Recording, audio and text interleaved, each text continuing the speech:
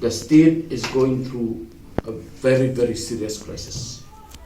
Hako ito ko bodar dadai ga ta. Ila ong dadai ga ta. Nebha haka kentin khasi state ko empo ka schedule 1 ko describe ko batai ya ki port yo ka Assam da thok khasi state itu. Mut ka te ka thau ko ya kalian ki kata give and take am duga give na inan hi nebha tu ro to ka thau to ki thau yo ki hima. Mem ka thau yo ka Assam. Tadamne tata ong ki give and take. Iwa give ke Assam take. Mo, tada to chief minister Assam ha. Yo bi to wan hapo aita nepa. Rakau la ini kadang rakau na kawi ke cukur. Nebha la ke jingkaman ko na pala.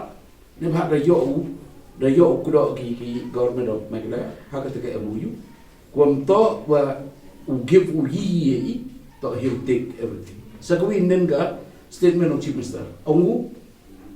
Only 3 villages will go to Assam. Arey, go to Assam. Those 3 villages belong to Meghalaya.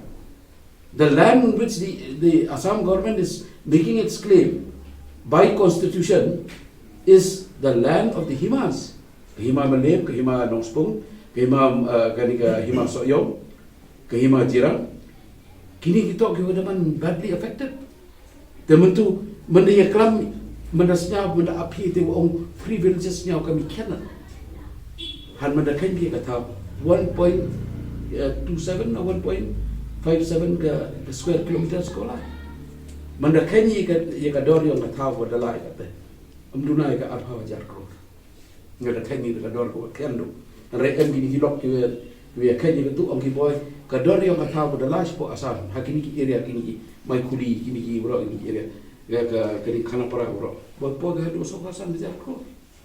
Bio kit kata. Ko arto sistem to banai kini wa the government has no right over private land. They have no revenue land in Meghalaya. How can they sign an MOU dictating the future and the prospects of those landowners? Because this is totally private land. Number 2, are they willing now to finish the autonomous districts? Because all these they fall under the autonomous districts of the Khasi Hills Autonomous District Council, Jylla Hills Autonomous District Council, and maybe I don't know about Garo Hills. Maybe in Garo Hills also it falls under the jurisdiction of GHADC. The Nebhaite, your big issue.